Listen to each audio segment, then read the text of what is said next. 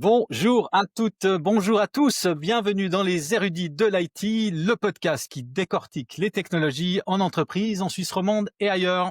On y parle de protection des données, de cybersécurité, de réglementation et de digital workplace et bien d'autres sujets, bien sûr. Je suis Julien Grandjean, fondu de technologie et account manager pour la société Sonio. Aujourd'hui, on s'attaque à un duel passionnant, hein, Microsoft Intune contre Omnissa, ou avec Omnissa, hein, on le verra tout à l'heure, donc avec Omnissa Workspace ONE. Pour en discuter, on a l'immense plaisir d'accueillir Ralph Arnaud Grandjean de la société Omnissa. Ralph, bienvenue, je te laisse te présenter en quelques mots. Oui, merci Julien.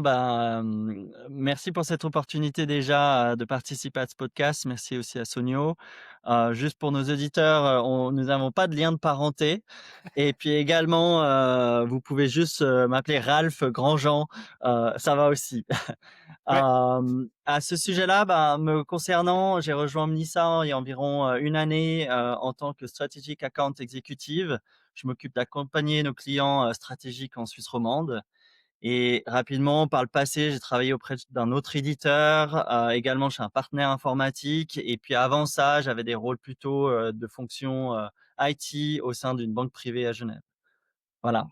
Je vous remercie pour ce début de session et à Julien, je te laisse la suite.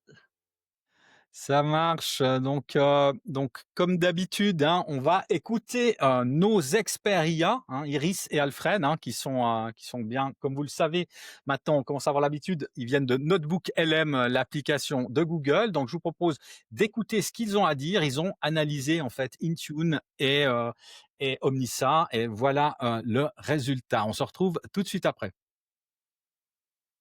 Bienvenue. Aujourd'hui, on va regarder de plus près un choix assez crucial pour les DSI. Quelle solution de gestion unifiée des terminaux, l'UEM, choisir? Mhm. Surtout avec le travail hybride, la multiplication des appareils, c'est devenu central. Exactement. Et on a sous les yeux des sources qui comparent deux poids lourds, Microsoft Intune et Omnissa. Omnissa, c'est le nouveau nom, enfin la continuation de VMware Workspace ONE. C'est ça. Notre objectif pour cette discussion, aller au-delà de l'idée reçue. Intune est souvent vu comme gratuit car inclus dans Microsoft 365, mais est-ce vraiment suffisant? On va creuser ça, comparer avec ce que propose Omnissa, en se basant sur ce document comparatif détaillé. Bonne idée. C'est important de regarder les détails. Alors, commençons par Intune. Son point fort évident, c'est son intégration dans l'écosystème Microsoft. Entre ID, M365, c'est fluide. Oui, c'est clair. Pour une entreprise déjà équipée en licence E3, E5, le coût d'acquisition initial y paraît très faible, voire nul. Et il faut reconnaître qu'ils ont fait des progrès, notamment sur la gestion Windows 10, Windows 11. Ça semble le choix logique par défaut, non? Pour beaucoup. Bah oui, cette perception est très répandue. Mais justement, les sources mettent vite le doigt sur les nuances. Pour avoir une solution vraiment complète, Intune demande souvent des modules en plus. Ah oui, Comme quoi, par exemple? un exemple typique, hein. La prise en main à distance, c'est essentiel aujourd'hui pour le support, non? Absolument. Eh bien, ce n'est pas natif dans Intune de base.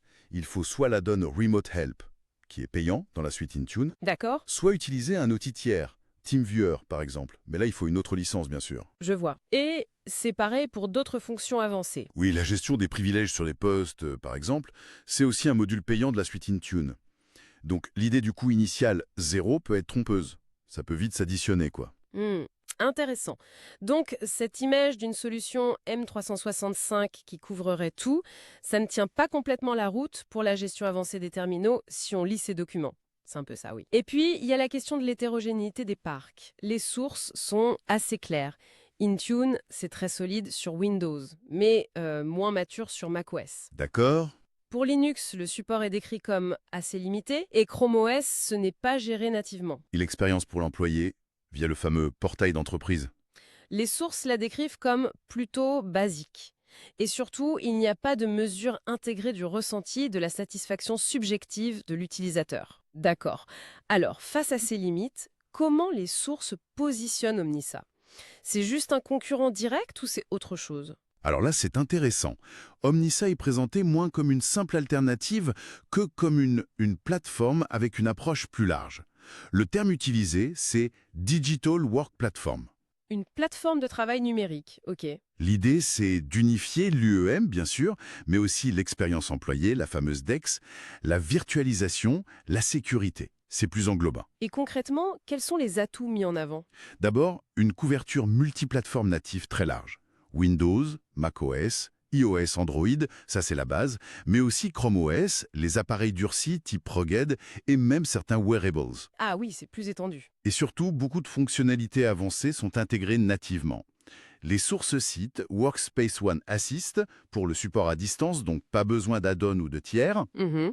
Il y a aussi l'Intelligent Hub qui est un portail unifié pour l'employé, un catalogue d'applis, un point d'accès central. Et Workspace ONE Tunnel pour le VPN applicatif sécurisé.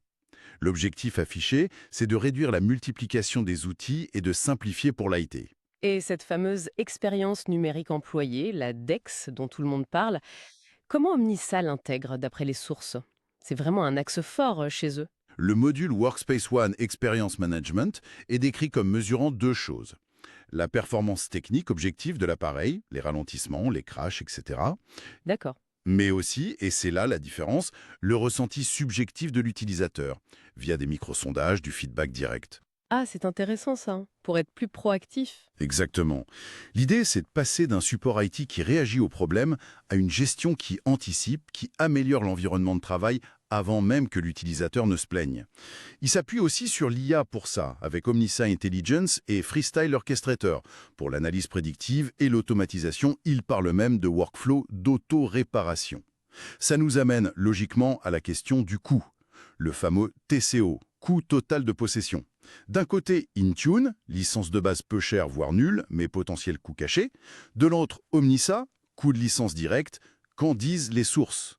Elles nous disent de regarder au-delà du prix affiché de la licence. Évidemment. Pour un environnement très simple, très centré sur Microsoft, oui, Intune peut rester l'option la plus économique.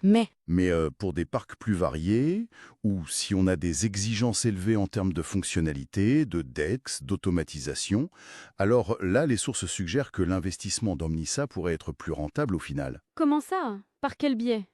Potentiellement, moins besoin d'outils tiers, donc moins de licences à gérer, des gains d'efficacité pour l'équipe IT. Il y a même un benchmark cité qui parle d'un enroulement de Mac jusqu'à 60% plus rapide avec Omnissa. Ah oui, quand même. Et puis, il y a l'impact d'une meilleure expérience employée, moins de tickets au support, plus de productivité, moins de frustration. C'est plus difficile à chiffrer, mais ça a une vraie valeur. Ok, donc si je résume, le message principal des documents qu'on a analysés.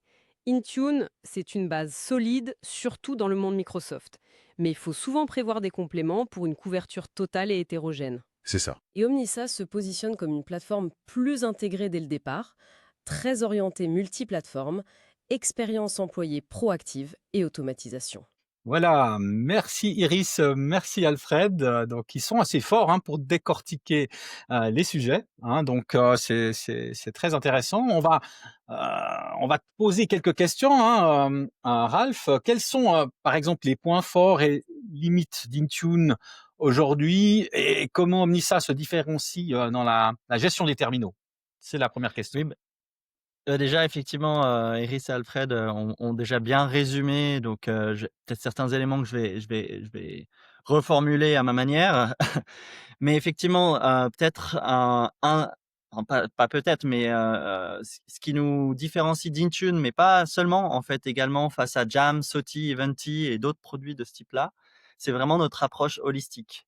Donc comme ça a été mentionné précédemment, la couverture des use cases allant de différents OS et différents types de devices, également corporate device et bring your own device, nous permet d'avoir une étendue et un niveau de détail inégalé. Et du coup, par rapport à ça, qu'on soit dans le monde Windows, macOS, iOS, Linux, Android, on est à chaque fois en position de leader face à un concurrent qui, lui, est spécialisé dans cet univers-là. Donc voilà, ça c'est un aspect qui montre qu'on apporte de la flexibilité et de l'optimisation opérationnelle, peu importe le use case et le type de device. À titre d'exemple, on vient dans cette dynamique-là, on vient d'ajouter un nouveau use case, c'est-à-dire la couverture et la gestion des serveurs Windows. Ouais. sur une approche d'un coût à la licence serveur et non pas par corps, alors Mmh. qu'aujourd'hui, avec Microsoft, vous devez le faire soit via SCCM ou un outil dédié, et ce n'est pas possible de le faire dans Intune. Ensuite, un autre aspect, et ce qui a été mentionné précédemment, c'est les gains opérationnels et le fait que notre application soit très user-friendly, on réduit la learning curve pour vos équipes, donc ça, c'est un aspect déjà important. Mmh. Mais également 2 points que j'aime bien souligner souvent auprès des clients, c'est qu'on a une, facilité pour gérer la notion d'organisation, de gérer la représentation organisationnelle dans le produit, chose qui dans d'autres produits, notamment Intune, c'est très compliqué à gérer et il faut beaucoup d'heures pour, pouvoir adapter le produit à vos besoins organisationnels. Également, le déploiement et la vitesse de déploiement des règles. Heu, avec notre produit, ces règles de gestion sont déployées très rapidement, ce qui vous permet de les tester rapidement et de les déployer à grande échelle.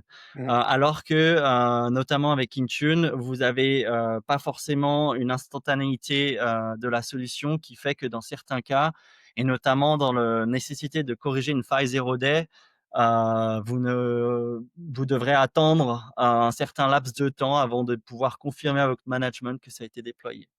Ça, c'est un élément important. Un troisième élément qui, pour moi est essentiel et important et qui vraiment est différenciant aussi de nos concurrents et je ne vais pas aller trop dans le détail, mais, en devenant Omnissa, on a refondu notre architecture logicielle, qu'on Oui. appelle Modern Stack ou Modern SaaS et au lieu de s'appuyer sur un produit et un outil qui a été développé depuis les années 2000, on est vraiment sur une mise à jour complète de notre outil qui nous permet plusieurs choses, mais en particulier on va dire d'accroître la fiabilité, la vitesse et la sécurité. Je vous donne un exemple. On a le nouvel, iOS 26 qui vient de sortir. Notre, solution a été mise à jour pour correspondre aux nouveaux paramètres que cette plateforme apporte et c'est déjà disponible pour, les entreprises qui utilisent notre solution. Ça, on peut le faire grâce à cette nouvelle architecture logicielle qui est pleinement SaaS, qui est pleinement constituée en termes de microservices, sans risquer d'impacter, l'entièreté du produit, en le mettant à jour sur un seul OS. Voilà, comme ça a été mentionné aussi précédemment, l'approche Digital Employee Experience et là, je vais aussi vous donner un cas concret, je vais pas redire ce qui a été précédemment, mais on avait un client typiquement qui a mis, 3 mois à essayer d'identifier un problème. Mmh. Ils en étaient sûrs presque à 100 au bout de 3 mois de l'origine de ce problème-là. Ils ont implémenté ce module, Dex Intelligence, ce qui capitalise sur les données, collectées et en quelques heures, ça leur a fait des suggestions de correctifs qui correspondaient exactement à ce qu'ils devaient faire et ce qu'ils ont mis 3 mois à identifier. Donc ça, c'est aussi de nouveau un élément, différenciant, hem et voilà et ultimement, donc Omnissa, c'est notre cœur d'activité, c'est cette digital workspace qui va donc de la gestion unifiée des endpoints, mais également sur la VDI. On a, grâce à ça, la capacité au niveau du support et des équipes de développement d'être très réactifs et de vous apporter ce soutien que vous avez besoin face à notamment peut-être Microsoft où Intune n'est pas son cœur d'activité et pour lequel ils vont peut-être moins avoir ce niveau d'exigence et de priorisation. Ouais, on comprend bien en fait qu'avec, Intune, on peut faire un petit bout du chemin, mais si on veut aller plus loin, donc, on a, les solutions, proposées, par Omnissa.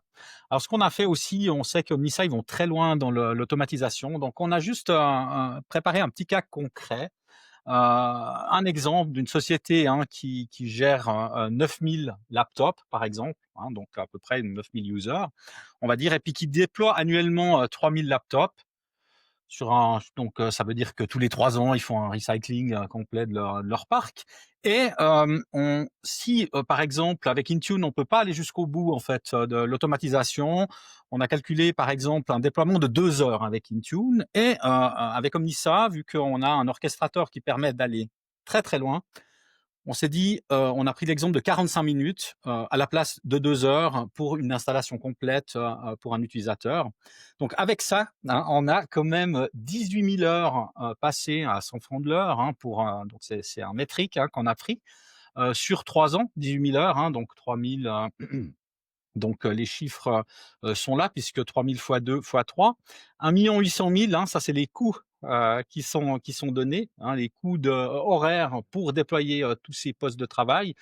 Avec Omnissa, 45 minutes, on est à 675 000 francs de coûts internes, hein, donc en prenant toujours le même métrique, hein, ça nous fait quand même une différence de plus de 1 125 000 de main-d'œuvre sur 3 ans. Alors, on s'entend bien, c'est une grosse société, hein, qui va avoir un grand chiffre d'affaires, mais c'est quand même 1 million qui pourrait être économisé dans ce cas de figure un peu, voilà, très simple, hein, pour que nos auditeurs puissent bien appréhender et puis bien comprendre ce que peut amener Omnissa et son automatisation. Quelques commentaires, Ralph, bien sûr? Oui, bah, je te remercie Julien pour cet exemple. Et OK, on parle sur une entreprise déjà d'une certaine taille. Néanmoins, on voit que même une entreprise qui a des fois 1000 ou 2000 collaborateurs se retrouve à devoir gérer 5000 devices. Donc le volume arrive assez rapidement. Et puis également, dans des plus petites entreprises, les ressources sont souvent limitées. Et pour ça, pour pouvoir quand même répondre à des attentes utilisateurs fortes, c'est important de pouvoir être efficace et efficient au fil de l'eau. Mmh. Rapidement, j'aimerais juste rajouter que, ben, dans bien des cas, il faut, face à, par exemple, à une thune et pour atteindre notre même je pense même pas notre niveau, mais à peu près le scope, il faut rajouter des add-ons. Et puis également, il faut prendre en compte aussi le coût face aux utilisateurs finaux qui pourront être impactés plus longtemps par un problème et également le coût au niveau des équipes support qui, moins il y a de tickets qui arrivent chez eux, plus potentiellement l'équipe support peut être optimisée. Ça marche. Ralph, on te remercie, hein, vraiment pour ta participation. On te retrouve, hein, dans les notes de l'épisode. On retrouve ton profil LinkedIn. Donc, n'hésitez pas à contacter Ralph directement, hein, dans les notes du podcast et dans les posts qu'on va faire. Donc, on te laisse, bien entendu, comme d'habitude, je te laisse le mot de la fin. Très bien, bah, encore merci Julien et Sonio pour cette invitation. Simplement pour ceux qui nous écoutent, je suis vraiment convaincu de Workspace ONE, c'est une solution stratégique pour votre entreprise et pas uniquement au niveau, fonctionnel, mais aussi pour répondre à un certain nombre d'enjeux. Je pense, l'efficience opérationnelle de vos équipes IT, tout en permettant une certaine rationalisation de vos outils. Maîtrise des coûts face à des attentes toujours plus fortes du business. Flexibilité, ça je pense c'est important, flexibilité pour s'adapter aux choix stratégiques de votre entreprise et aux attentes de vos utilisateurs. Et enfin, satisfaction des collaborateurs grâce à notre approche DEX. Voilà, c'est pour résumer les points importants et je vous remercie pour votre attention et au plaisir de faire votre connaissance et n'hésitez pas à me contacter sur LinkedIn ou autre. Quant à nous, on se retrouve très bientôt pour un prochain épisode des érudits de l'IT. Vous pouvez nous écouter sur vos plateformes préférées, Apple Podcast, Spotify et peut-être bientôt LinkedIn en vidéo. Laissez-nous vos commentaires et partagez vos retours. On se retrouve très vite. À bientôt.